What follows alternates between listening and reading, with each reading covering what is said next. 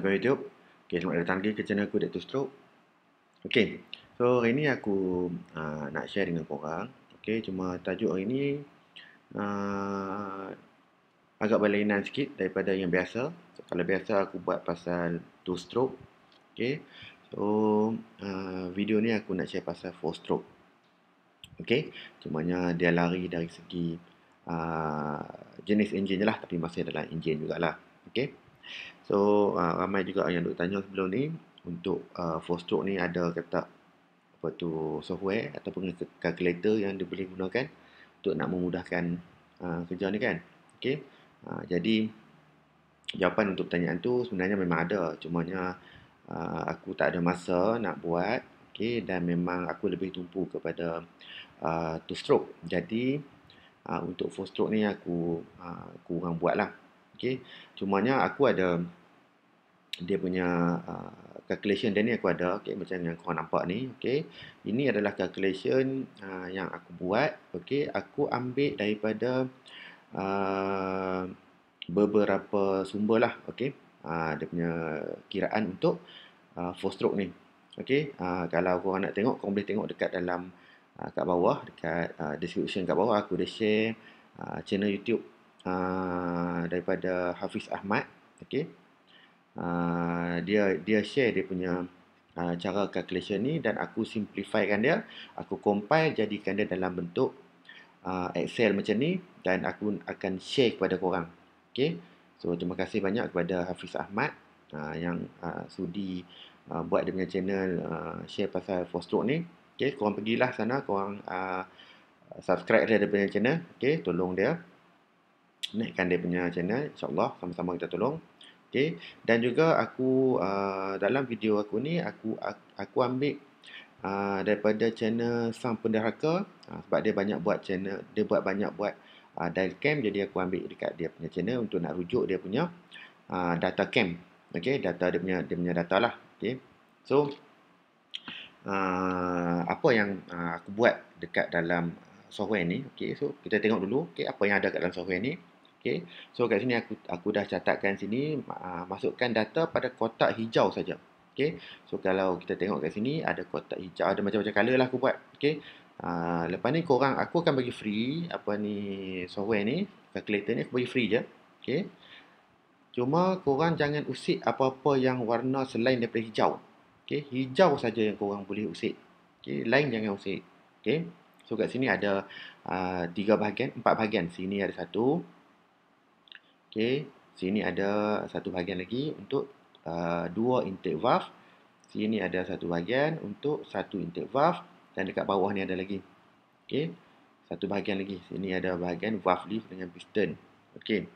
So sekarang kita tengok dulu. Biasanya, okey, untuk cam, okey, korang bisa nampaklah table ni. Okey, table ni korang akan bisa nampak, selalu nampak, dan kalau yang dah biasa buat untuk dial cam four stroke ni, korang akan selalu buat lah benda ni. Okay. So korang akan cuba dapatkan daripada dial cam tu, daripada korang punya degree wheel, korang akan dapatkan intake open, okay, intake close, exhaust open dan exhaust close. Okay, so nilai dia kat sini. Okay, so cuma sekarang ni, okay, aku nak tunjukkan apa kelebihan benda ni, dia memudahkan kenapa. Okay, kita tengok macam ni. Okay. Ni korang kenal lah ni. Ni Sang Penderhaka. Okay, terima kasih kepada Sang Penderhaka. Okay. Ni salah satu video dia. Aku ambil. Dia banyak video dia buat. Okay. Aku cuma ambil untuk yang tajuk macam mana nak dial cam Honda EF5. Okay. Link dia ada kat bawah. Korang boleh tengok kat bawah link dia. Okay. Aku dah share link sekali. So, korang boleh rujuk balik lah. Cuma dalam ni aku tak on. Okay. Aku tak on dia punya video ni. Aku cuma keraskan kat sini je. Aku nak tengok ambil data je. Okay. Ini data sebelum, maksudnya selepas dia dial cam, asal dia punya data daripada camshaft tu, ni data dia. Okay. Ni data yang dia dapat. Okay. So dia punya intake dia 21, intake open dia, intake close dia 40, exhaust open dia 65 dan exhaust close dia 8 degree. Okey. So bila tengok kat sini, kebiasaannya apa yang korang akan buat, okey, korang akan ambil exhaust close dengan exhaust open dengan intake close, korang akan tambah 2 dan bahagi 2. Okey. So bila tambah 2 bahagi 2 ni, kat bawah ni boleh tengok ni, tambah 2 bahagi 2 dia akan dapat 52.5. So data baru dia akan dapat adalah macam ni. Data baru dia akan dapat 52.5, 52.5. Jadi kat sini dia dapatlah 8.5 ni tolak lah sebab dia punya total duration untuk cam ni adalah 61 kat sini, sini 73, jadi campur dengan 180 dia dapatlah dia punya total duration penuh dia. Okey, so kat sini, okey, kalau korang perasan dekat dalam video ni korang rujuklah balik nanti, dia ada buat satu table kat sini. Okey. Ini dia punya hubung kait lah antara dia punya duration. Macam Sang Pendahaka ni kalau korang tengok dia akan sebut dia tak akan pakai nombor-nombor ni, dan kenapa sebab dia? Okey, adalah kat sini sebab dia lah. Okey. Dia akan matchkan sebab dia punya nombor ni tak cantik, jauh dia punya duration dia tak ngam lah, dia tak ngam dia punya antara intake open dengan close ni tak ngam nombor dia. Jadi dia punya power dia takkan keluar. Korang akan sebenarnya korang akan dapat detect sendiri benda ni kalau korang follow campur yang ini bagi 2 terus pakai je nombor ni. Korang dyno, korang akan rasa dia punya power takkan keluar. Okey, dia punya power dia takkan keluar habis pada RPM atas. Okey, dan korang terpaksa retard ataupun advance dia punya degree, korang punya timing gear tu kena ubah. Okey, ubah larikan dia punya mata ni kan. Baru akan rasa terkeluar dia punya power. Tapi kenapa jadi macam tu? Okey. So korang tak tahu kenapa dia jadi macam tu. Okey. So sekarang ni dalam table yang aku buat ni, dalam software ni, okey, kat sini dia menerangkan kenapa lebih memudahkan lah. Okey. Sebab dalam akhir video Sang Pendahaka ni dia akan ambil data cam. Okey, data cam semua dia akan ambil lah LSA cam semua ni. Okey. So kat sini aku dah simplifykan dia. Okey. Hasil daripada perkongsian daripada Hafiz Ahmad tu. Okey. So kalau kita tengok kat sini, ini data dia aku dah masukkan dah. Okey. Data dia aku dah masukkan dah 21, 40 ni 21, 40, 65 dengan 8. Okey, 65 dengan 8 kat sini.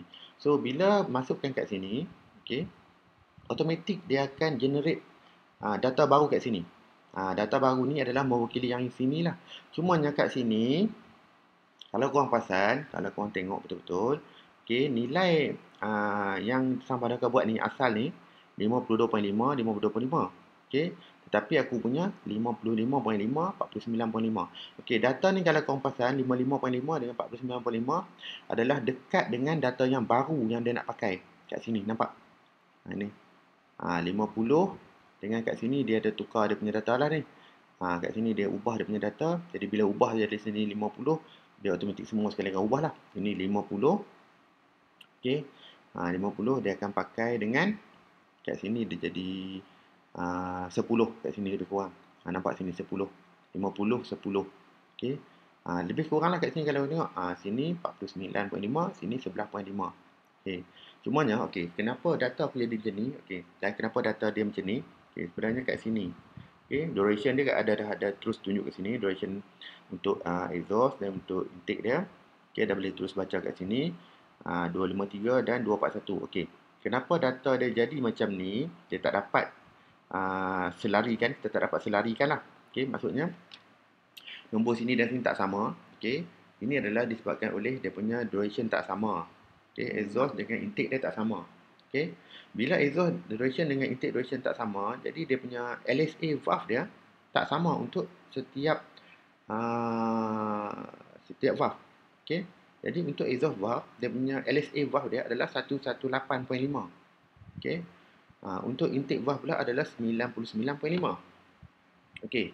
Kenapa dia jadi macam ni? Sebab dia tak sama dia punya duration.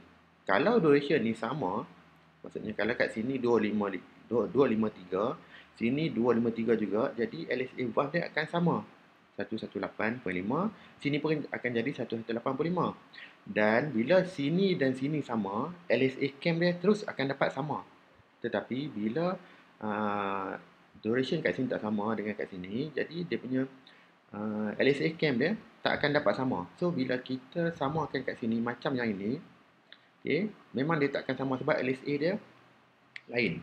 Okey, contoh kalau kita cuba samakan, contoh kat sini aku cuba samakan dia punya duration. Sekarang ni kita ambil untuk uh, exhaust dia kita samakan dengan kita ambil intake lah. Intake kita samakan exhaust.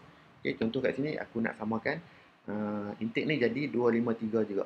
Okey, aku nak samakan dia 253. Aku cuba letak je kat sini 8 dengan kat sini 65. Tengok 8 65. Okey, tak ada korang pasal sini 865. Okey, dia punya duration dah jadi sama dua-dua. 253 LSA valve dia pun dah jadi sama 1185 1185. Okey, bila dah sama macam ni, dia punya LSA cam dia adalah sama. Jadi tak ada masalah, dia akan jadi sama dua-dua ni. Dalam kes ni, kalau kes dia dia punya duration dia sama, okey, memang boleh pakai lah 65 campur 2 bagi 2 ni. Dia akan jadi sama. Okey, tetapi untuk cam yang ini, cam dia ni tak boleh. Dia kena pakai lain. Okey. Okey, dia kena pakai macam ni. Ini adalah data baru dia. So bila kita dial dia punya cam, guna data yang baru ni, insya-Allah dia akan keluar power yang maksimum untuk motor ni. Okey. Okey, dah settle bahagian untuk dia punya data baru untuk apa ni dial cam lah. Semua dia dah keluar sini automatik lah. Okey. So korang tak payah pening-pening kepala nak kira. Alright. So untuk ini adalah motor EX5. Okey, so EX5. Okey, kalau tengok sini, bila dah kita isi semua ni, data ni semua akan transfer semua ke sini. Okey. So kita tengok yang ni untuk dua intake valve, jadi tak payah tengok.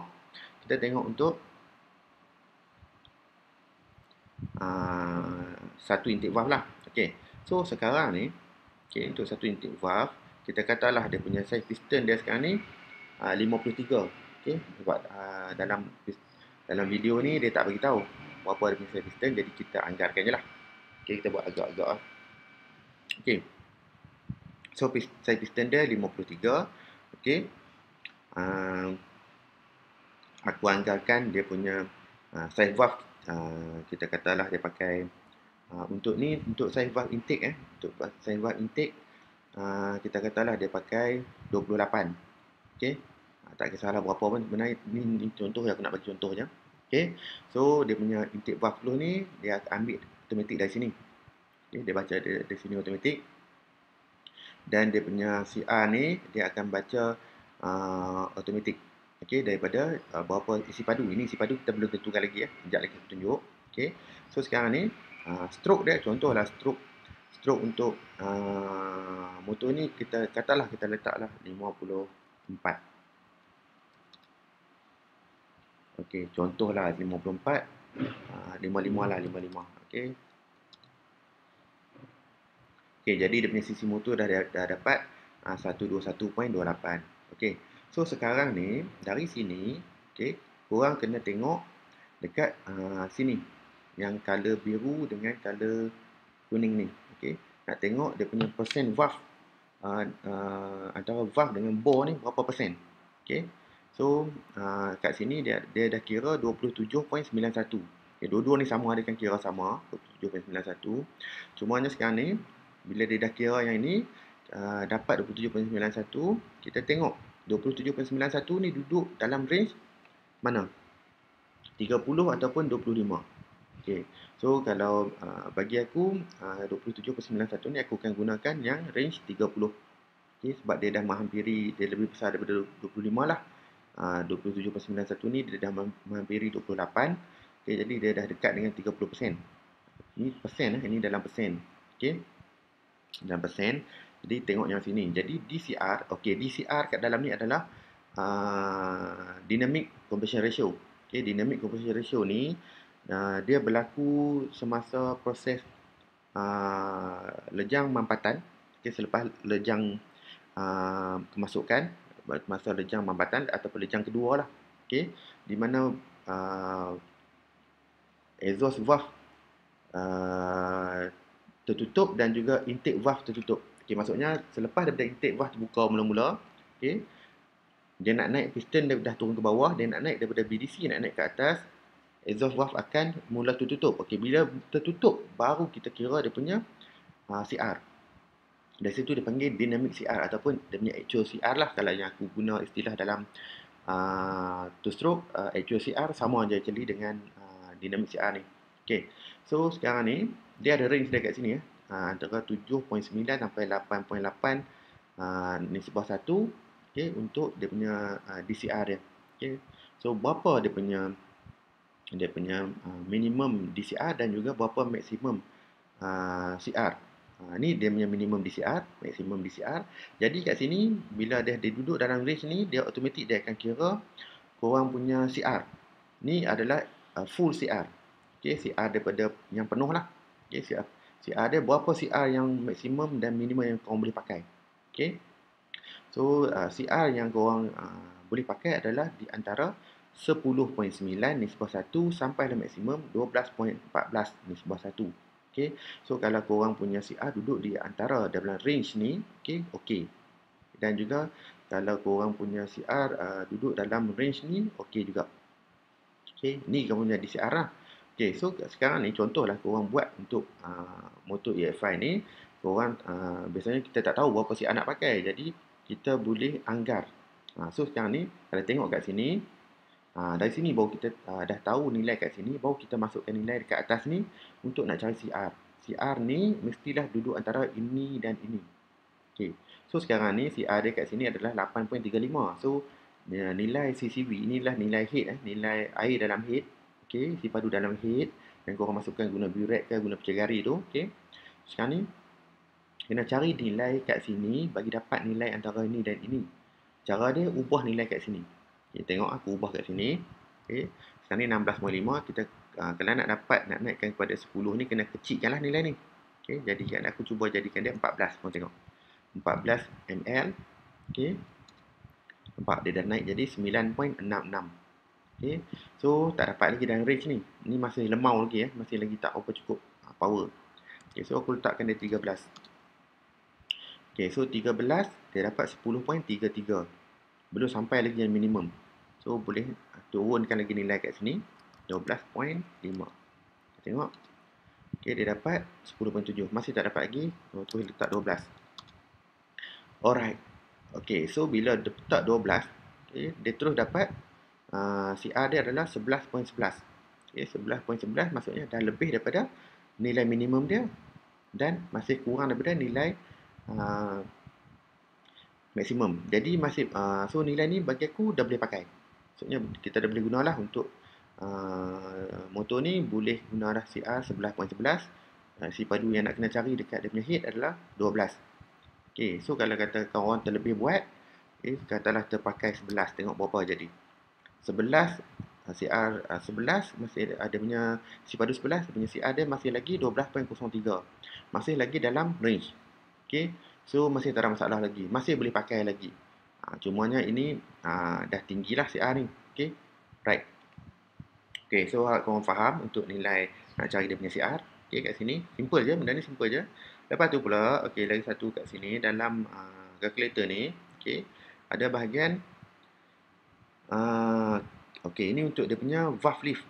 Okey, valve lift ni kalau korang dah dial cam, okey, korang dah dial cam, okey, korang dah tahu dia punya berapa tinggi maksimum untuk valve tu.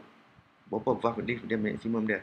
Okey, dalam kat bahagian bawah ni, okey, dia akan tunjuk valve lift, okey, over piston size. Okey, maksudnya sekarang ni untuk piston size ni, okey, piston size 53 ni, okey, korang kena pakai minimum 7.26. Okey, dia punya valve lift dia. Okey, minimum dia 7.26. Okey, so kita tengok kat sini ya. Kita cuba masukkan 7.26. Okey. So bila masukkan 7.26, okey, kita boleh dia punya cam dia tu dia boleh support sampai sekarang ni sampai 66, piston size 66. Okey. So kalau tengok kat sini, sekejap aku tengok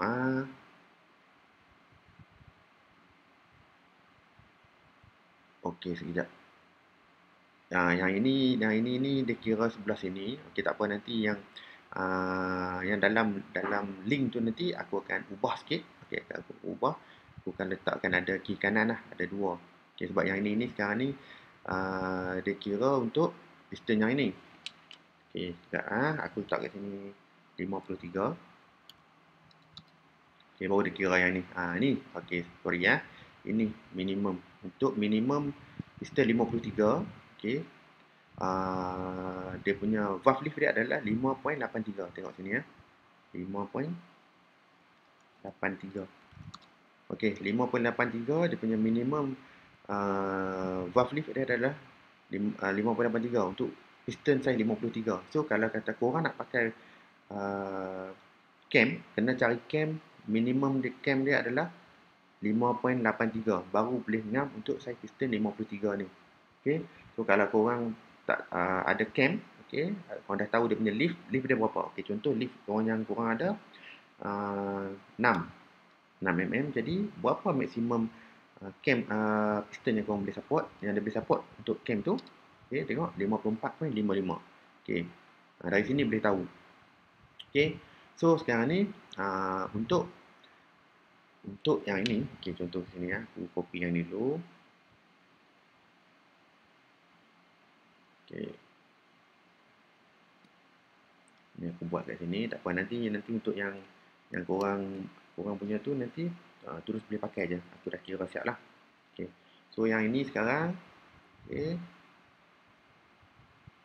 Sekejap. Okey, so sekarang ni dia adalah daripada nilai ini Y5. Okey. Right, dia dah kira siap ni ya. Okey. Right. So ini adalah dia punya nilai minimum dia lah. Nilai minimum dia punya valve lift. Okey, valve lift lah, bukan cam lift. Kat sini ni valve lift. Cam lift lain. Ni cam lift. Kalau korang ada cam lift, korang kena darab dulu dengan rocker arm ratio, baru korang masukkan nilai dia kat sini. Contoh kat sini, korang ada valve lift dia untuk contohlah 5. Okey. Untuk EF5 katalah 1. Dia punya rocker arm ratio dia 1. Okey. So bila dapat 1, dia akan kira lah berapa dia punya piston maksimum dia yang dia boleh pakai kat sini. Okey. Kalau kita cuba letak 5 kat sini. Okey. Nampak dia kira samalah nilai kat sini. Ada sama, cuma yang kat sini ni dia darabkan korang punya rocker arm ratio. Kalau rocker arm ratio korang lain, contoh 1.05. Okey, lain lah size piston dia, akan lebih besar sikit. Okey. Right. So kat dalam ni itu yang boleh korang kira. So korang boleh kira dia punya data cam. Okey, boleh kira tengok dia punya untuk cam untuk piston yang ada dua valve. Okey. Piston ini yang untuk dua intake valve, yang ini untuk satu intake valve. Okey, so boleh kira dia punya valve lift maksimum berapa, minimum berapa, dan kalau untuk racing berapa korang nak pakai. Okay, memang tinggilah kalau untuk racing. Ini maksimum yang boleh support untuk piston size ni. Okay, contoh kalau piston kita pakai ada piston size 57. Okay, piston 57, tengok. Ini dia punya minimum valve lift dia. Okay, kena dapatkan yang ni. Baru boleh support dengan piston ni. Right. Okay, so itu saja. Okay, video untuk kali ni. Korang boleh cek dekat link kat bawah. Aku dah letakkan dia punya link. Korang boleh terus download. Okay, jangan lupa like, subscribe dan share. Terima kasih semua. Assalamualaikum.